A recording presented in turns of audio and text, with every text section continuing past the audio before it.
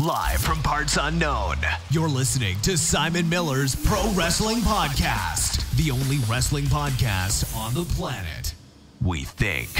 Sit back, relax, prepare for positivity to run through your veins as Simon Miller gives you your weekly dose of powerful pro wrestling audio. It is Miller Time. Hello and welcome to yet another delayed episode of Simon Miller's Pro Wrestling Podcast. If you just stumbled across this, my name is Simon Miller and I do a weekly pro wrestling podcast, weekly in inverted commas, but hopefully we're going to get back into a groove soon. If you would like to know why the podcast vanished again, this sounds like a massive tease, and it is in many ways, I guess. I explained all to patrons at patreon.com/Simon316. That's what funds all these podcasts and makes all my own content possible. It's not something I really want to chat about in public, so I'm not going to, because I have that power. I'm in control of my own brain, so, you know, I do whatever it wants. But yeah, anyone that said nice things in the Patreon this week, thank you. I appreciate it. And if you would like to support this podcast, or now you're just intrigued, you can do that at patreon.com/Simon Miller 316. On that note, finally, and again, I apologize for the delay, the extra podcast will be going up over the weekend too, or early next week. So yeah, at least we'll be all caught up to that, all caught up to date with that. And if you're a fan of the YouTube channel, which is just youtube.com/C/The Miller Report Rules, or just search for The Miller Report on YouTube, as you can see, we had a week's worth of content this week, which means we're back, baby, and we're rolling. Quick note on the podcast as well. I'll probably regret this going forward, but I think it's more important to actually get podcasts up as opposed to try and pick a day that I think is relevant to pro wrestling. So this is actually going to start going up on Saturdays now. Shifted to Saturdays, hence why it's gone up on Saturday today. It just works better with the schedule that I have. And the way I see it anyway, I don't know if you're like me with podcasts, but I store up a lot anyway and just kind of go through them throughout the week. So I don't really care if they're super topical. If you do think that sucks, please tweet me at SimonMiller316, because at the end of the day, this is for you guys. It's for the audience. So if you don't necessarily like the idea of a Saturday podcast for whatever reason, because I get it to a certain extent. Obviously, when it goes up on Wednesday, the news from Sunday, Monday, Tuesday, which are big wrestling days with WWE, is fresh. So let me know. I'll probably see how it goes anyway. But like I say, if enough people get in touch and say, no, I don't agree with that, that's cool. That's good to know. So that's YouTube. That's the Patreon. If you are on iTunes, 5 stars, give us a review. Tell your friends, share on Twitter, put it on Reddit, put it on, I don't know, where else do you go? Tumblr. Never been to Tumblr in my life. But yeah, put it wherever you can. Tell a friend. And hopefully we can blow this thing up. So obviously we're going to have to run down SummerSlam and Raw and Smackdown. Again, so that may feel weird now, right? Because that was days ago and maybe we've moved on. So again, let me know. I thought SummerSlam was one of the weirdest WWE shows in a long time. I think a lot of people have said this, but I do agree. It was almost like the ups. And if you watch my stuff on What Culture, I should always say that as I never do. Go to whatculture.com and What Culture Wrestling on YouTube and sign up to all of that where you can find loads of my wrestling stuff. But yeah, the ups were really good and the downs were really bad. It was a really strange show. Given that WWE are trying to make this WrestleMania 2, and every time I say that, I don't mean the second WrestleMania. Well, I do. I mean that literally as opposed to the WrestleMania 2 that happened in 1986 or whatever it was. I don't think they succeeded here because it just didn't feel like a big enough show. The main event felt like a WrestleMania sort of match, but I think a lot of the other stuff on here felt filler, and I think a big problem they had was what they had done with the Cruiserweight title and what they had done with Finn Balor versus Bray Wyatt. I never want to see pay-per-view matches on TV the week before. If you think there's a reason to do it a few weeks before and it ties into a stipulation or the storyline, then fine. But, you know, actually giving me Finn Balor versus Bray Wyatt and Neville versus Tozawa on Raw 6 days before SummerSlam, when I saw it again, I was like, well, I've seen this. And then seeing Neville win back the Cruiserweight title just underlined everything that's wrong with 205 Live. I am actually quite pleased they've moved Enzo Amore across to there. Now, I've decided I hate Enzo Amore, which apparently means if I was backstage at WWE, I would be in good company. But you can go back to a What Culture video I did when they were first called up, where I even said, and I got a load of slack for this on Twitter and whatnot, I thought I preferred Big Cass. I actually thought I bought into WWE's idea that Big Cass was the star here and not Enzo. And that's not to say Enzo doesn't have positives. Of course he's done. He's a very good talker, and he does have a certain personality and way about him. I completely understand why people warm to him. But I do think it's a good idea as we move to 205 Live. I know some people have said, well, it's terrible because it's going to take the match quality of 205 Live down. But that's not helping. Having good matches on WWE do restrict it a certain degree because, you've got people like, who was in the main event here? Samoa Joe, he does flippy shit, and he's massive. Roman Reigns does flippy shit. I mean, not Braun Strowman and Brock Lesnar, but, both those guys do cruiserweight-esque stuff. So then, that's why it doesn't really get over on 205 Live, because one, I imagine they're being told, don't do this, because we don't want to take away from the main event. And two, and if they are, everyone else is doing it anyway, so cruiserweights don't feel special. So I actually think, you've got to get names on there, and you've got to make the division feel like there's a reason for watching it. You've got to stack it up. That's why I always said I'd love to WWE to pay a ridiculous amount of money to Rey Mysterio and put him on there. Now, that would never happen because you'd be wasting the star power of Rey Mysterio, if you look at it on the surface. But if you go a bit deeper and you put someone like that on there, then people would tune in because it's like, well, I've got to see Rey Mysterio. So obviously I'm not saying Enzo Amore's in that level, but I think actually getting people on there that you already know, they're established on Raw or SmackDown, but you know they're going to have a prominent spot on there, because that's what they need. Like, I love people like Tony Nese, and Gran Metalik is an incredible wrestler and is not being used in any sense, but they're not stars. Whereas there are stars on WWE's roster that you can move across, like Enzo. Neville's proved that he's fantastic on there. I mean, top of my head, I can't think of any more. But there are people, look, that's not true. Kalisto. People still know who he is. Now, his star's not as big as it once was, but why waste these people on TV? They're not even on TV most of the time. So we'll see what happens. Good match, though. Hate the hot-shotting of the Cruiserweight title. As Oscar has proved, have a long title reign is good, and it will help you. On that note as well, I thought NXT TakeOver was awesome. Best show of the weekend by a mile. I really enjoyed Drew McIntyre versus Bobby Roode. Not the best match on the show, but I think I enjoyed it more than most. Oscar versus Ember Moon was excellent. And if you don't know, Oscar is now... She's actually retired the title. Not retired the title. She's given up the title, and it looks like she's on her way to the main roster. So that was the best thing they could have done. I think that's really smart by WWE. Why no one would have enjoyed seeing her lose. Nobody would have bought it. She was booked too well. This is really what Goldberg should have been treated like in WCW. But, Triple H has been very smart here. And it'll just mean when she does turn up on the main roster, she'll feel like a massive threat. The woman that can't be beat. But her match was great. Gargano was great. It was all great. There's no even point me going through it. The whole card was great. It was an awesome show. Best show of the weekend.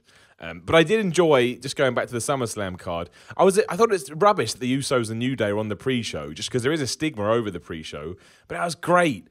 I tell you, the Usos, man, I just think they're so underrated, and not as underrated today as they were, because, they're finally being featured in the way I always hoped they would do.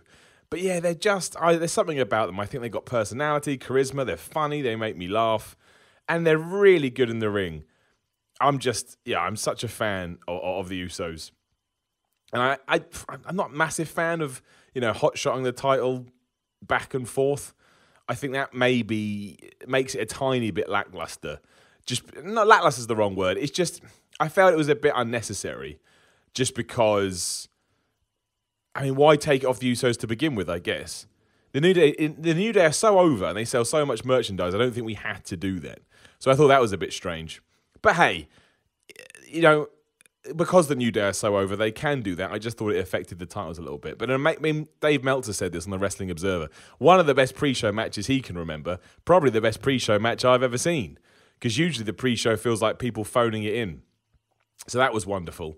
And then we had the Miz Taraj beating, the Hardys and Jason Jordan. I get this. Because, I don't get it. I get it and I don't get it. I understand why the Hardys couldn't be on the show. They were booked to face the Revival. The Revival got injured. So yeah, you still want the Hardys on the SummerSlam card. But why on earth is the Intercontinental Championship not being fought over at SummerSlam. I mean, what a way to bury a title. And The Miz as well. The Miz right now is so good. Like, he came out on Raw, he cut that amazing promo because he was genuinely pissed off because that was the first pre-show match on SummerSlam and there'd been a problem with doors. So he basically had a match in front of nobody. He comes across like a proper main event heel. He comes across like a star. He can cut a good promo. I know his matches aren't the best in the ring, but you put him with the right person and he knows what he's doing. He's solid. He's a solid worker. And to not allow him to bring more prestige to that IC title is madness, especially if Brock Lesnar's going to hold on to the Universal title and go away again for a while. I have no problem with Brock Lesnar doing that because when he does come back for these mini runs, it feels important. You know, he feels like a big deal. And that's fine. But when he's away, put The Miz in that position. Make the IC title the focus of the show. That would be fine. At least people are still going after a title. And if you can elevate that in the meantime, everybody's going to benefit. And you can still have all your main event stuff going on. You can still have Reigns and Strowman and Joe, you know, competing about who's going to fight Brock, whatever. But just make sure you push that IC championship. So that sucked. I understand why the Miz picked Jason Jordan. Well, apparently those plans may have changed. Apparently the plan is for Jason Jordan to win the IC title. But there may have been a change of heart with that. I hope so, to be honest. Excuse me. I don't like Jason Jordan at all. I don't mean the person, I mean the way he's being used. The storyline of him being Kurt Angle's kid is just too audacious in 2017. I get that we want WWE to be irreverent and soap opera at times, and I do too. I like it when they do that. However, this was too much to take after we know so much about Kurt Angle's personal life. He's throwing stuff up on Instagram, on Twitter, having to, you know, sometimes pretend that Jason Jordan is his kid. And it's just too silly. And this is the creepiest thing I'll ever say, but I'd love to chat to a 10-year-old about it. Because sometimes I do think we forget that wrestling is for kids. But even then, I don't think a kid cares that Jason Jordan is Kurt Angle's dad. So what I hope happens is keep the IC Championship on The Miz. He's doing much better with it than anybody else is. Start elevating that and turn Jason Jordan heel. Put him into a program with Kurt Angle. They'll have to fight for now. You can elongate that out. I may have to wait a few months if you want to see it through to WrestleMania. But Jason Jordan as the happy-go-lucky baby face that's Kurt Angle's kid is not working. Well, not for me anyway. Let me know if you disagree at SimonMiller316. Then the show started properly, and we had Cena beating Baron Corbin, which established that they have decided that Baron Corbin isn't worthy of his spot. I still think Baron Corbin has something. If he did get in trouble for all his social media activity, I think that's fair. I mean, fair's not the right word. I don't think things you see on TV should necessarily pertain to what they're doing backstage. Like, give them a slap on the wrist. I don't think we need to see that punishment happen in front of the TV. Because if anything, we've now lost our Money in the Bank winner, and that's a shame because we all enjoy having a Money in the Bank briefcase holder. Cena beat him clean really quickly, hit him with 1 AA, and that was it. Cena now goes over to Raw, and Corbin looks like he's going to feud with AJ Styles over the US title. I still think there's something with Corbin. Maybe he just needs to mature a little bit and have some time. But I'm not too bummed that he didn't cash in and get the title because I don't think he's ready for it. And the rumour is Cena didn't either, hence why all this happened. But we'll see. I mean, it was a nothing match, really.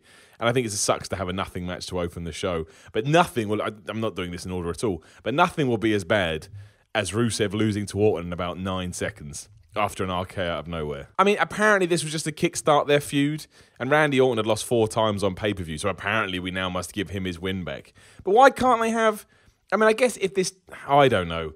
I just don't book Rusev in the way I want to see him booked. I say this time and time again, and it's boring, but I think Rusev is the most talented person on that roster. Genuinely. But go tweet him now. Go tweet Rusev and tell him I said that. You know, he's entertaining, he's funny, you give him bad material, they make it good, he can work, he's got character... There's nothing he can't do, and to see him being used in this way just baffles me. It doesn't make any sense. I can't understand why people backstage can't see it. And, you know, apparently there's no heat or anything like that. They just thought it was a good way to kick off the feud and make sure Orton got a win after losing so much. But it didn't work for me, especially because that's one of the matches I wanted to see. I mean, the build-up sucked. It was essentially there just for the sake of it being there. But that's not the point. If it's going to be there and I like Rusev, which I do... I want to see him used in, you know, in a certain way, and getting jobbed out was not one of them. But let's see what happens. Is Hell in the Cell? No, we've had Hell in the Cell. Maybe that is the next SmackDown pay-per-view. I get so confused. There's too many. I know we've got No Mercy next month with Raw. And then I don't know what SmackDown's is. I think it's Hell in the Cell. I don't know. Natalya beat Naomi for the Women's Championship. Just fine. Carmella teased some stuff. It was all right. Yeah, there's not really much I can say about that. Like, it was decent. It was fine. It was okay. They did what they had to do. I like seeing Natalya with the championship. I think she works hard, and I think she's the best worker in that division. So why not give her the championship? Especially as Charlotte's away with all the Ric Flair stuff, which so far seems like he's actually going to pull through, touch wood, which would be wonderful. I don't think anybody wants Ric Flair passing away. That'd be awful. And then we had Cass and the Big Show, and this was just dreadful. I knew this match was going to be bad. I mean, Enzo's in a shark cage, and he's rubbing oil on himself to climb out, and we're playing this angle where Big Show can't hit a knockout punch properly because he's hurt his hand. And I like that to a certain extent because you want to work the angle in. But it was just a shit match. I would have switched Orton and this match, and I would have had Cass just big boot the Big Show in 9 seconds and 1. I mean, it does suck because on Raw 24 hours later, I think he tore his ACL. I think it's his ACL, which means he's going to be out for about 9 months, which a lot of people have said, well, he wasn't ready for his push. I don't think that's true. I think Cass was doing very well with what he had. He did need to be moved away from Enzo if you're going in this direction. I don't mean the tag team probably should have stayed together, but that's neither here nor there now. And I think he could have found more of his groove. I think he was doing okay. And if nothing else, even if he wasn't, it sucks for somebody to be out that long. Nobody wants to have to deal with that. So that was rubbish. That made me sad. And yeah, I guess we won't see him till next year. Maybe even Mrs. WrestleMania, which would be rubbish. But at least he won here. I mean, what happens to him when he comes back, I don't know. He's going to lose a lot of momentum. It sucks. Shield, Ambrose and Rollins beat Sheamus and Cesaro. This was either the second or the third best match of the night, depending on the two tag matches in the main event were basically the highlights of this show. I loved it. I think that WWE have done a wonderful job in getting Ambrose and Rollins back together. At one point, a big criticism was, well, it's not the whole Shield. And that was fair. Like, it did feel a bit weird. Why are we only doing 2/3 of the Shield? But they've done this so well, and they've executed it so well, that I can't get mad at it. Like, I've enjoyed it. I wanted to see them win, even though I love Sheamus and Cesaro. They work well together. They have a chemistry. And also, they were kind of stagnating on Raw anyway. In singles matches, they weren't doing much. So we took them away from Bray Wyatt and The Miz, and we put them together, and now they feel special again. So I still want this to happen in the long run. Excuse me again. I still want this to happen in the long run. I want Ambrose to turn heel on Rollins just because I think they have such chemistry together. I'd like to see that feud again with the roles reversed. But hold off on it for now. I'd even save that for WrestleMania. Genuinely, let them have a massive run with the tag titles. Really get them over. And then just when you kind of feel like, okay, we've done all we can do here, that'll take about 6 months. Turn Ambrose heel. I think it'd be wonderful. I think it could even turn out to be one of the best stories and twists of 2017-18. But we'll see what happens. This was great. Cesaro, well, we all know what happened with the beach ball. There was a beach ball being thrown around. Cesaro got mad and he popped it. The crowd loved it. So the following night, they brought another beach ball and John Cena referenced it. So we basically opened the floodgates for Beach Ball-a-Mania, and then WWE banned them from Smackdown and probably going forward from all events, which I can't blame them for that. Like, I do buy into that argument where, WWE should be putting on a product that catches the fans' attention and makes them they don't even want to do stuff like that because they're not thinking, but you're always going to get one guy that's there for himself. So it probably makes sense to ban beach balls. Finn Balor versus Bray Wyatt, I thought was boring as all hell because I just don't like Bray Wyatt. And to be honest, I'm not a massive fan of Finn Balor. There was nothing behind this feud. I like the Demon character, but I don't necessarily think it adds much to a match. He doesn't really wrestle any differently. To me, this just felt thrown together, and then neither on Raw. I think that's right. I don't think we saw either of them on Raw. I know we saw Balor versus Jason Jordan. We didn't see Bray Wyatt on Raw. But, I mean, it didn't feel like a pay-per-view match to me. And maybe I'm wrong. Maybe you disagree. Maybe that was your favourite match on the show, but to me it felt like filler. It didn't really have anything special to it. And you could say it was the same for AJ Styles versus Kevin Owens, but I know having Shane McMahon and that much focus on the ref was stupid, but as it was for a title, and as SmackDown had done a better job in selling the feud, I thought it was pretty decent.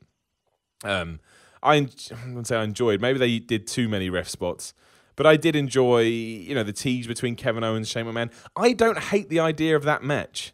Maybe that makes me a really silly and bad person, but Kevin Owens versus Shane McMahon, I think because I want Kevin Owens' stock to rise, right? That's what I want. I want Kevin Owens to continue climb up the ladder. And obviously Shane McMahon is Shane McMahon.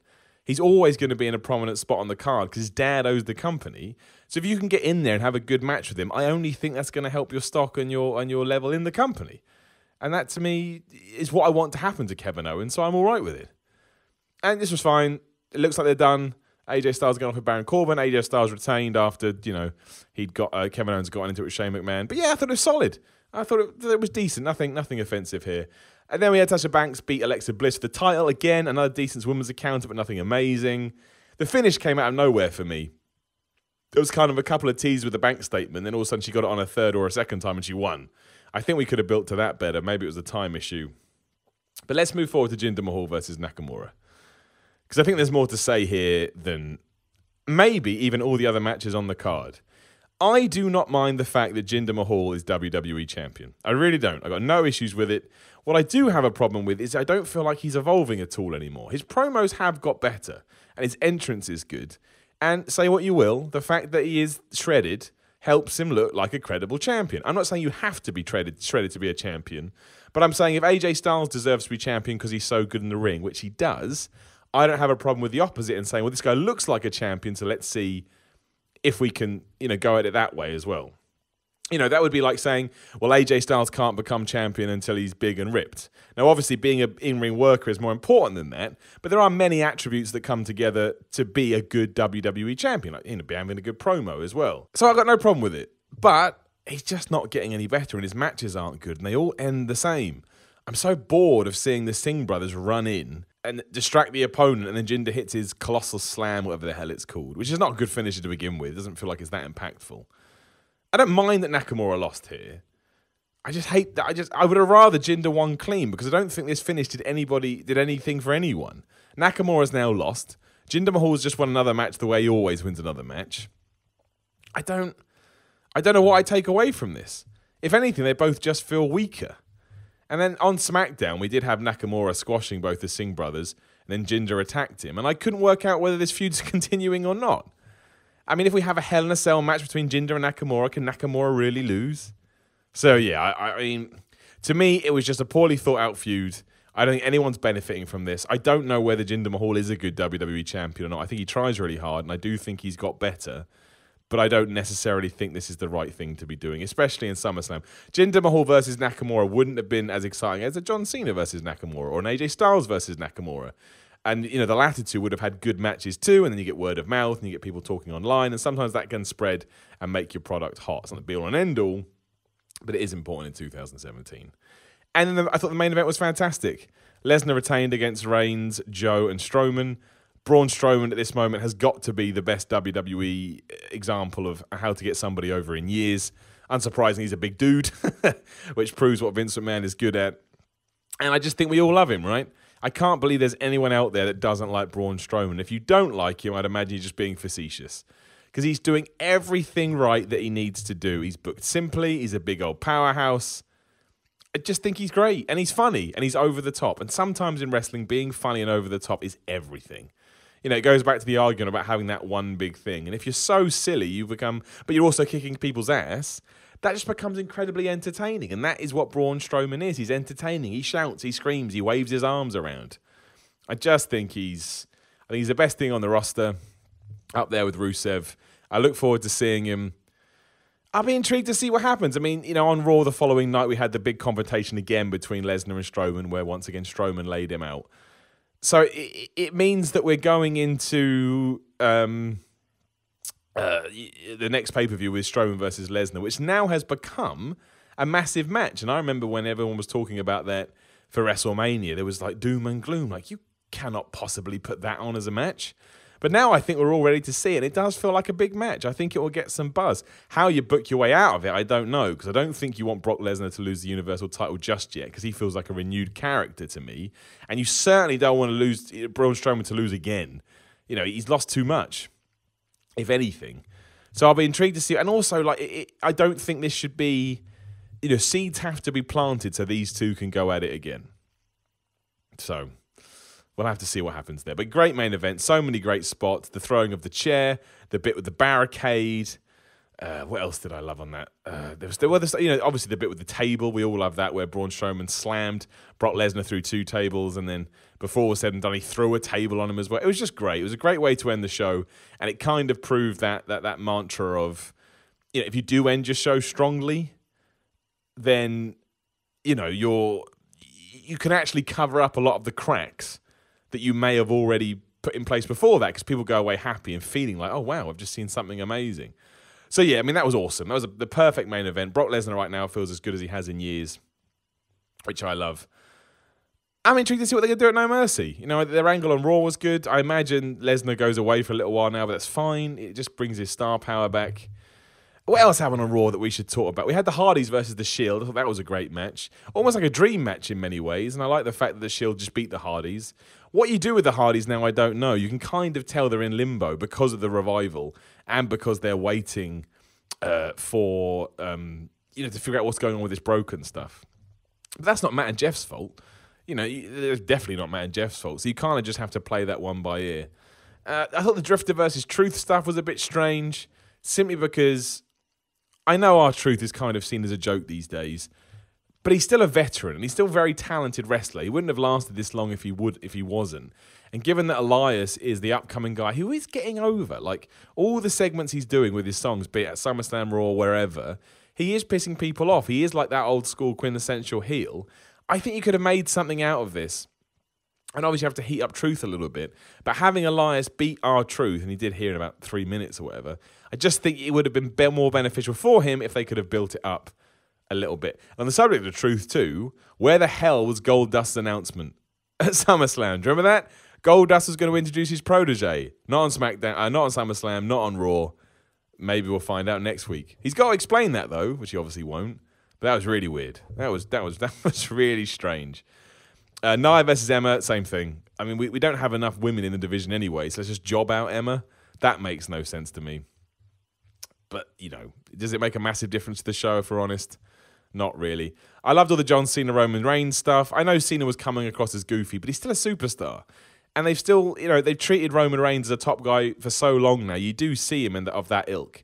And now they're teasing Roman Reigns versus John Cena. Even if they do it at No Mercy, that's a match I want to see, because I'd be intrigued to see who wins, who loses, how it goes down, the promos beforehand. I want to see John Cena versus Roman Reigns. It's like two of the most controversial and crazy characters going at it. And I'm all right with that. It's better than, John Cena versus, I wouldn't say Samoa Joe. I definitely want to see that match too. But, there are other people you could do that wouldn't be as interesting as Roman Reigns. And I thought The Miz held his own, like I say, cut an awesome promo. It was a shame that he took the fall in the main event. It was Cena and Reigns versus Miz and Joe. I mean, I'm guessing he was put in there because those four are going to splinter off. But if Cena and Reigns splinter off with each other, does that mean we're getting The Miz versus Joe for the IC Championship? Because that's basically two heels. I don't think you can turn Joe face. I know he can be a face when he's in places like New York. But I think he's just better as a heel. I wouldn't turn him at the moment. So that would be strange. There was 205 Live stuff on Raw as well, but let's face it, it was a waste of time. Although I'm intrigued to see what happens going forward in terms of Enzo. I think that's a smart move. I think WWE have made the right decision. So we'll see what happened. I thought SmackDown was decent as well. You had the final blow-off match between AJ Styles Owens. Baron Corbin was the special guest referee. Then he decided to leave, so Shane McMahon took over. At least he got all the big players involved. I think it's drawn a line under that. You'd imagine we spin off into AJ versus Corbin and Owens versus Shane. I'd be all right at Survivor Series if we get Team Owens versus Team Shane. That's all right. Even if it's a singles match. Like I say, because he's a McMahon, I think Kevin Owens can only benefit. Even if you want to argue that, admittedly, a non-wrestler shouldn't be able to hold his own with a wrestler. I get that. I totally understand what you're saying. But, it's better than him being stuck with... I can't think of anyone now. There was someone shit. And obviously we had the debuts and the re-debuts of Bobby Roode and Shelton Benjamin, which really made SmackDown feel special. Bobby Roode, I've never been the biggest Bobby Roode fan, but I think his last 12 months in NXT and his gimmick with the music and the robe and all that I think is wonderful, or glorious, I should say. I think he's got money written all over him if he's treated and booked right. I think you can easily get him to come across like a star. And that's what WWE needs now, especially because John Cena has left, and obviously the Baron Corbin experiment is over for now. So hopefully Roode gets thrown straight into the upper echelon, hence why he didn't do the usual NXT thing of having his rematch against the champion. He just lost and went up. So I'm really intrigued to see what they do with him. I keep him as a heel for now, but that may be tough with his presentation. But yeah, awesome to see Bobby Roode. Loved seeing Shelton Benjamin back. Always thought Shelton Benjamin didn't get his due back in the day. And that was mostly... because he couldn't talk, I guess. And he was all right on the microphone, but it's a different era now. I actually think he'll do better, and he's still so good. Like if you saw any of his work in Japan, it's not like he's lost a step or anything like that. He's just wonderful. I love Shelton Benjamin. It's a bit strange they teamed in with Chad Gable, simply because I don't want to get into talks of racism here. But, we've moved Jason Jordan away, so let's just replace it with Shelton Benjamin. It's a bit strange. However, that is two collegiate wrestlers teaming up together, and SmackDown does need tag teams. So, I...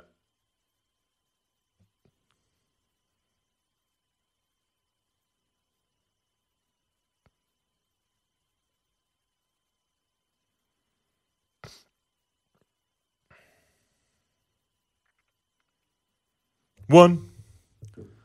So I think that'll be great, to be honest. Like I said, I'm a huge Shelton Benjamin fan. So yeah, good for him. Good for him. I think that's everything that's happened. I mean, we should talk about Jon Jones. I swear there was something else. Oh, we should talk about Oscar as well. Let's start with Oscar. So Oscar, I know we talked about her already. Good grief. Looking at my notes here, forgetting what we talked about.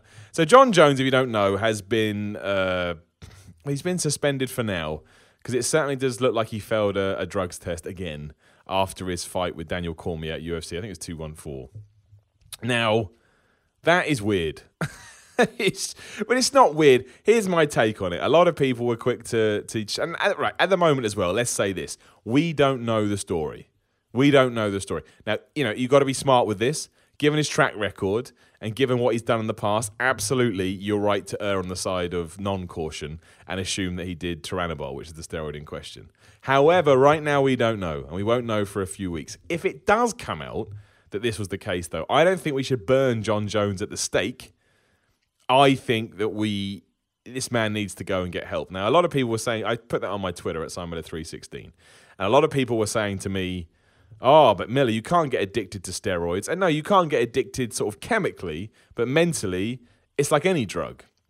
And given how skilled Jon Jones is, and given how talented he is, and given how the amount of chances he's had, and the struggles he's clearly had up to this point, it would be clear to me, at least, and I could be wrong, that this is a man reaching out for help. Because I can't see how someone with that much talent, where everybody thinks, oh, I'll beat Daniel Cormier, and Daniel Cormier is basically undefeated apart from Jon Jones, still feels the need to have a leg up. If he did, it's not a tainted supplement or anything like that. And that to me is sad, to be honest. And that to me is somebody that needs help as opposed to being shouted at. And I know it ruins the sport. I know it's completely unfair on Daniel Cormier. It ruins his legacy as much as anything else, or at least puts a big asterisk over it, which is not fair. But it is just a sport at the end of the day. And sport and mental health issues are, night and day in terms of importance. And I would argue that maybe there's something going on in Jon Jones's head if he did decide to do that. Again, you're one of the world's premier athletes. You have the potential to be as big as Connor McGregor, given you're that skilled, and you have that crossover appeal. And yet you still feel the need to, for lack of a better term, cheat. I'm not going to burn him at the stake. I'm going to wait and see what happens and hope it gets cleared up. If he does get found guilty, that's probably the end of his MMA career. Most people are saying 4 years, second offense, and the first one was a year. It will suck, though, because, UFC needs stars, and Jon Jones was a star. And obviously the reason I bring it up here is because it all but kills the Brock Lesnar versus Jon Jones match, which would suck because I was well up for seeing that. I think Jon Jones would have won. However, it's Brock Lesnar, and Brock Lesnar is, lack of a better term, a beast. So, and I just like seeing Brock Lesnar back in the octagon. I'm that guy, I wouldn't say I'm a casual fan. I'm somewhere, not a hardcore fan either. Maybe just a touch above a casual fan.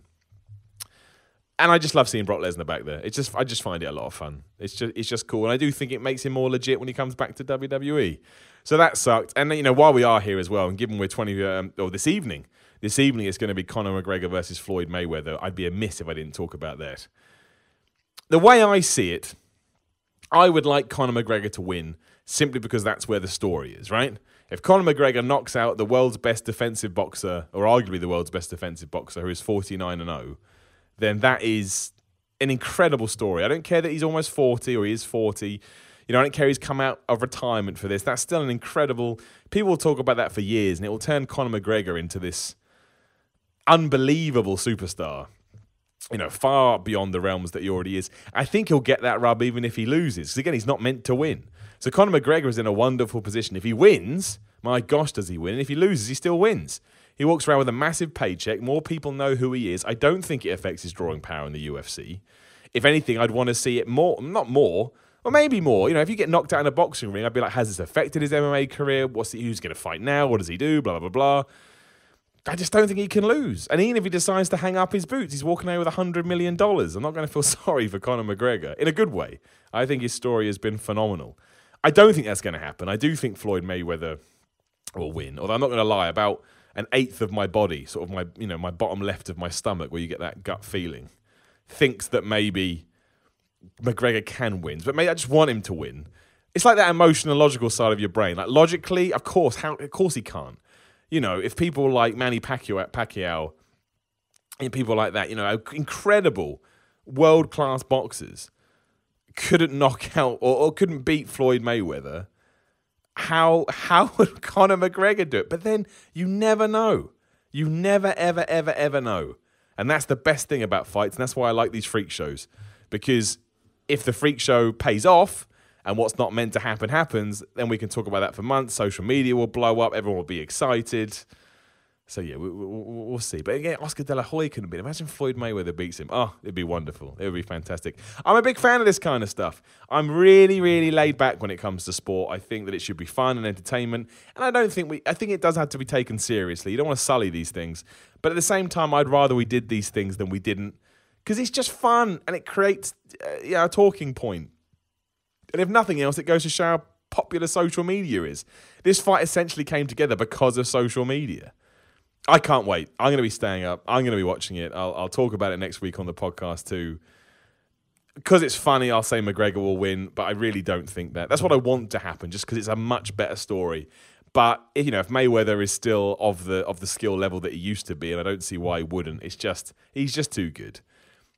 As a human being, that's a whole other question entirely. As a sportsman, as a boxer, he's really good. Let's not forget that.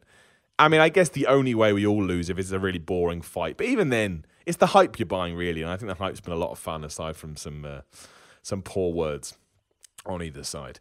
I did put a tweet out at SimonMiller316. Actually, while we're talking about social media, the Facebook... I have to get this up. I forgot to get this up. Please go to Facebook.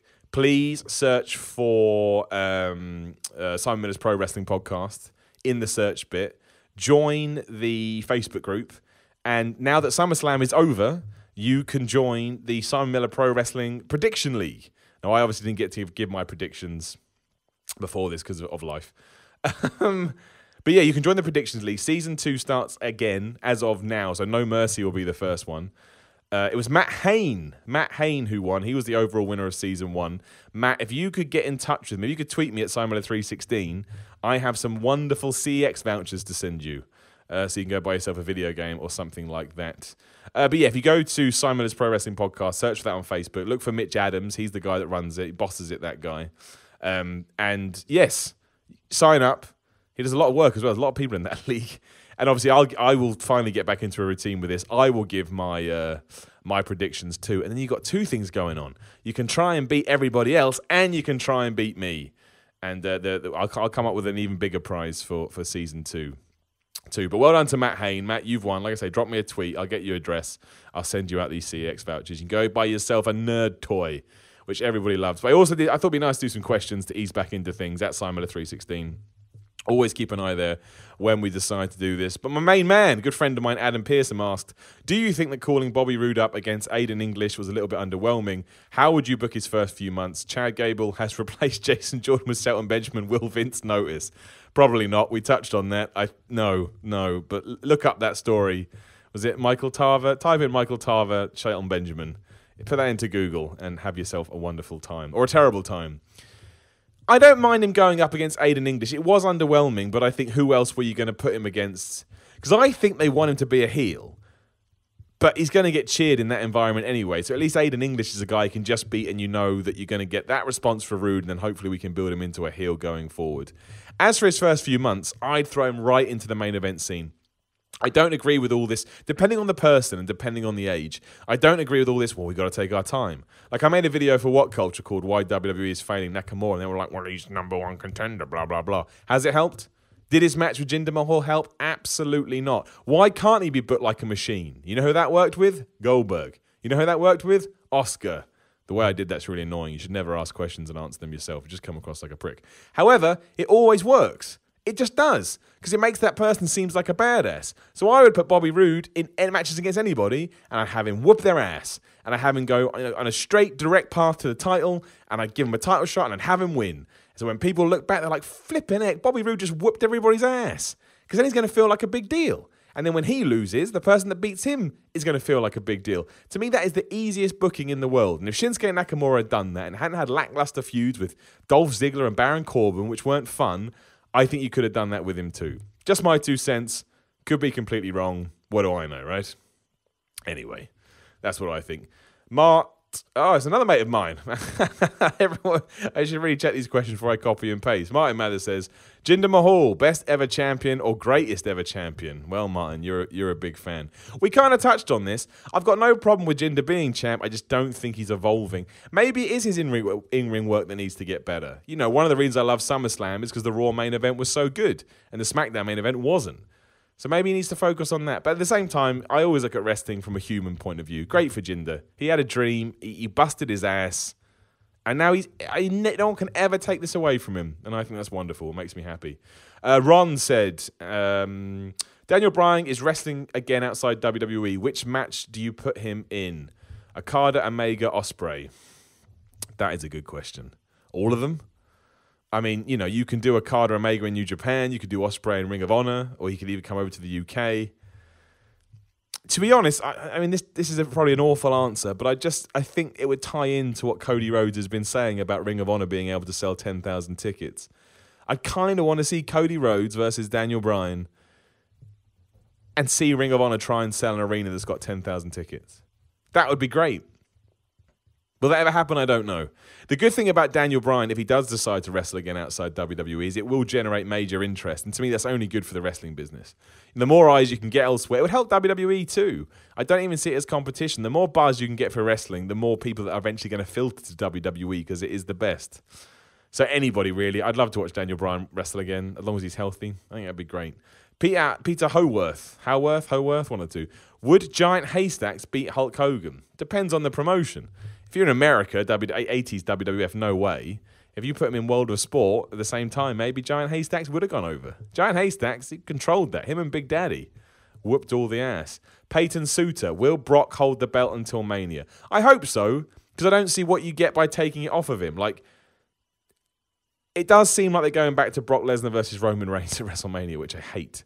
That's not fair. I don't hate. It's just not going to do anything for Roman Reigns. That's the problem. I want my WrestleMania main event and I want my coronation to feel special. And it's not going to do anything for Roman Reigns. He's found his spot. This is his spot. And I think his spot's great. I enjoy it immensely. But having Brock lose the belt after holding it for a year to Roman Reigns is not going to help. But I would keep it on until Mania. A year title reign, again, it sucks if it is Reigns, but a year's title reign is only going to serve whoever takes it off of him.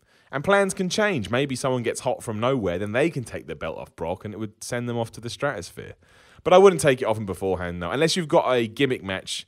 Unless you're going to do something with this Strowman Lesnar program and you can have a big blow-off match at Mania, then yes, maybe take it off them so they can have a fight. So I don't want that for the belt of Mania either, but yeah, we'll see. Thomas Longstaff, who would you like to see as Bobby Roode's first feud on the main roster? Well, I mean, Jinder Mahal, I guess.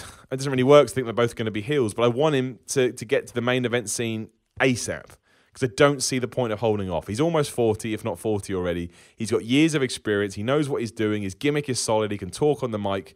We don't need to build him up. He's built.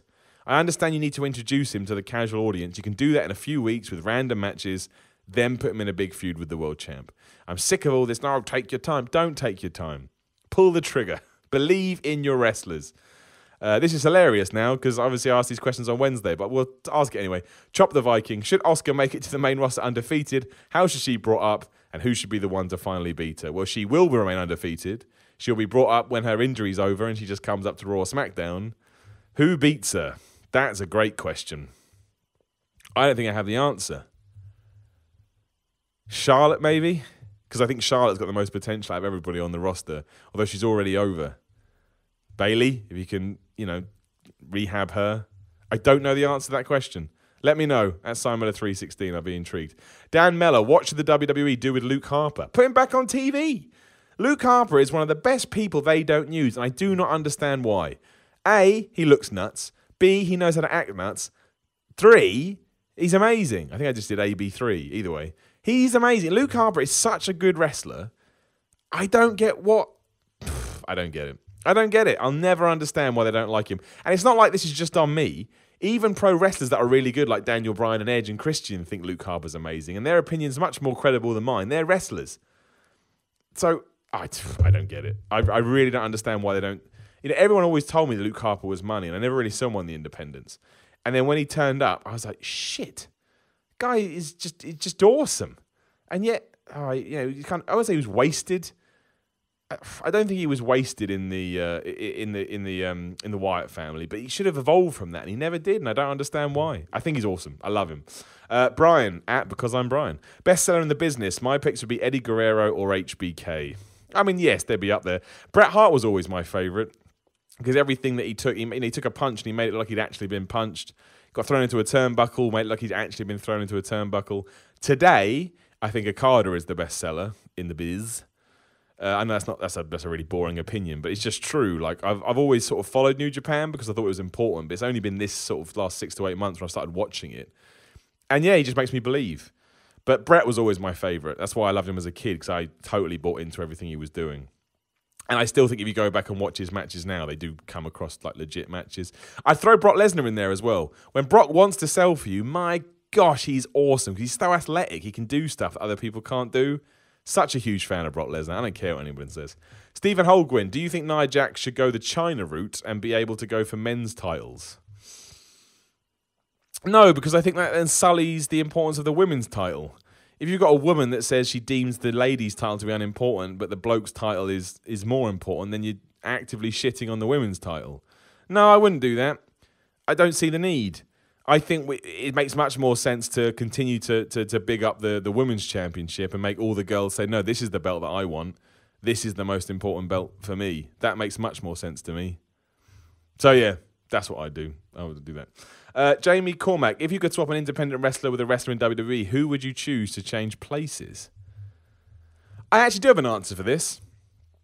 I'd put Keith Lee in the WWE because I think Keith Lee is the most unique guy out there at the moment, and he's so much fun. To see a guy that big flipping and flopping around the place and his kind of quirky, different promo style, I'm a huge fan of Keith Lee. He won me over at the WCPW shows a few weeks ago. He was just great.